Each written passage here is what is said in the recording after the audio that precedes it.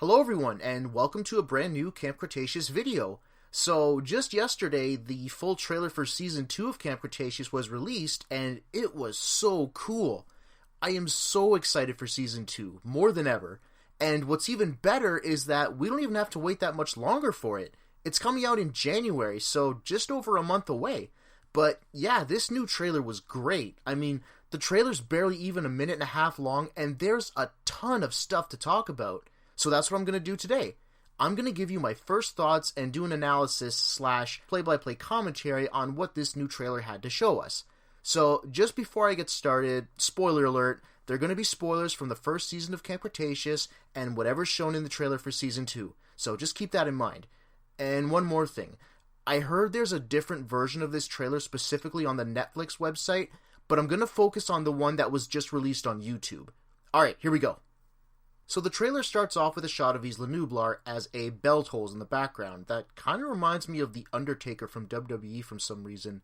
We then get a quick recap of the last episode of Season 1, where the survivors are at the docks with no one else in sight, as Darius says, "They're gone." Then we get a couple of shots of the ruined park, like a gyrosphere and the derailed monorail, and oh look, there's a Brachiosaurus too, and it's standing on its hind legs, just like the one... No. I swear, if this is some kind of reference to the same Brachiosaurus that dies in Fallen Kingdom, way to rub salt in the wound. Next we see Brooklyn and Sam are running, while carrying Yasmina. It seems as though Yasmina's leg is in worse shape than we thought, as we hear someone say, "I can't keep running like this."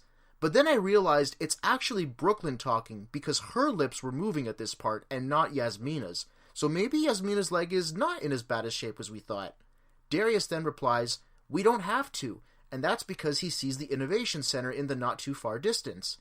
We then see an abandoned Main Street, as the survivors look down the pathway that the T-Rex came out of near the end of Jurassic World. And if you look closely to the right, you can see the scattered bones of the Spinosaurus skeleton that the T-Rex destroyed in Jurassic World as well. I can't help but notice something odd here. Let me see. 1, 2, 3, 4, 5. Yep, I knew it. 5. 5 survivors. No Ben. Or Bumpy. Darius seems to be looking for something in a garbage receptacle or something like that. Maybe for a discarded cell phone or a map of the park. As we see this and the previous shot, Darius asks, "There's gotta be a phone or something here, right?" Darius then exclaims, "We find this thing and we go home." I'm guessing he's talking about some kind of communication center or a radio tower or something like that. Now, what's most interesting about this shot is that Sammy is holding a book titled An Insider's Guide to Jurassic World. It probably has general information geared towards tourists or maybe even staff, like where the first aid stations are, park maps, park facilities, etc. Especially since they lost their tablet in the Mosasaurus Lagoon last season, this book will come in handy. And it doesn't need a Wi-Fi signal or battery. This next part's kind of weird because Brooklyn's recording herself for a new vlog and saying how this rescue's gonna be a Brooklyn exclusive. I'm kind of surprised she's thinking about vlogging at a time like this, given what they've all been through and technically still going through. But maybe they're in a safe part of the Innovation Center and they're just taking a break or something. If that's the case, I guess that's more understandable. I mean, you still gotta have fun. And it looks like one of my wishes is coming true for Season 2 because the next shot shows the T-Rex Kingdom, a dinosaur's foot stomping down, and the T-Rex herself, roaring as we see her shadow on a wall. Brooklyn's recording it too. Darius is so excited to see a T-Rex in person and on top of Main Street, and he lets everyone know that too. Then everyone looks at him like he's crazy. Then he says, "This is terrible." But you can see he doesn't really mean it. That'd totally be me in that situation. It's not every day you see a T-Rex. Then the trailer cuts to a shot of one word, adapt. Now these next few shots are some of the biggest things in the trailer I want to talk about here. We can then see a makeshift fortress amongst the ruins of Camp Cretaceous. Darius seems to have a water jug and goes down what looks like a slide. Then Kenji's acting all cocky as he's recording himself for Brooklyn's vlog. Then we get a couple more shots of the fortress. Quick note that at the end of Season 1, I was under the impression that they'd be stuck on the island for maybe a couple more days tops until they get rescued. But after seeing this trailer, especially this part, now I'm starting to think it's going to be longer than that. We could be getting into some Eric Kirby type survival stuff here. I mean, they have a pretty sophisticated looking fortress setup, and ladders, and a slide. That's not something you can easily build in a short time, even with 5 people. Yeah, that's right, I said 5, not 6, because still, no Ben. Or Bumpy.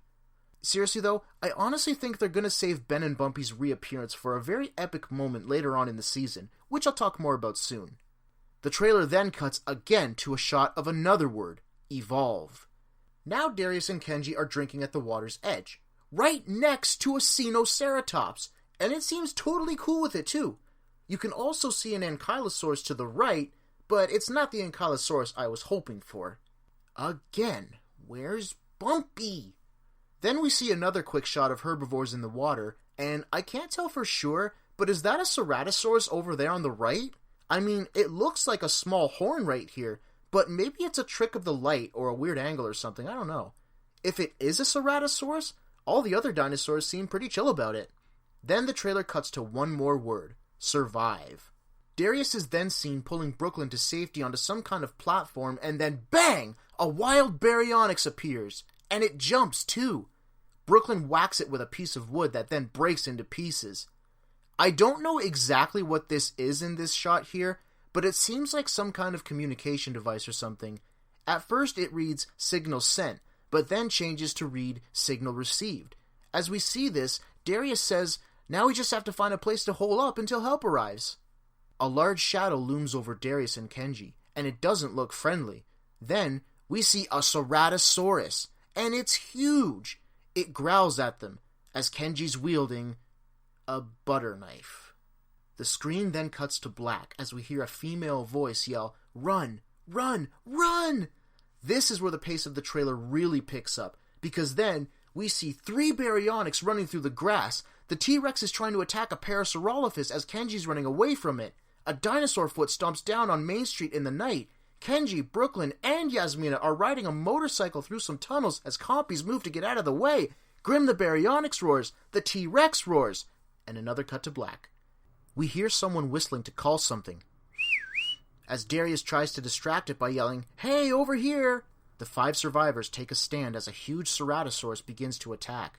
They brace themselves as the dinosaur charges, when all of a sudden, someone off-screen fires a flare right at the Ceratosaurus. Now, this is the epic moment I was referring to earlier. Personally, I think Ben fired the flare and is going to reunite with the other survivors at this point. Ben's been all by himself, along with Bumpy.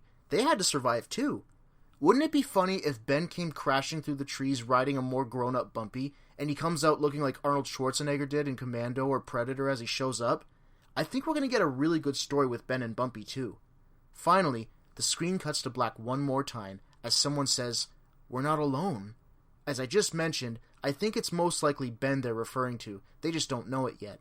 Then we see the Camp Cretaceous logo and the trailer ends. So there it is, the trailer for Season 2 of Camp Cretaceous. Overall, I thought this trailer was really good. I can already tell there's going to be a lot more action and lots more adventuring. I mean, if they're willing to show us all this in just the trailer, I can only imagine what the whole season's going to be like. Wait a minute. Didn't I say something like that before? That's right, I did.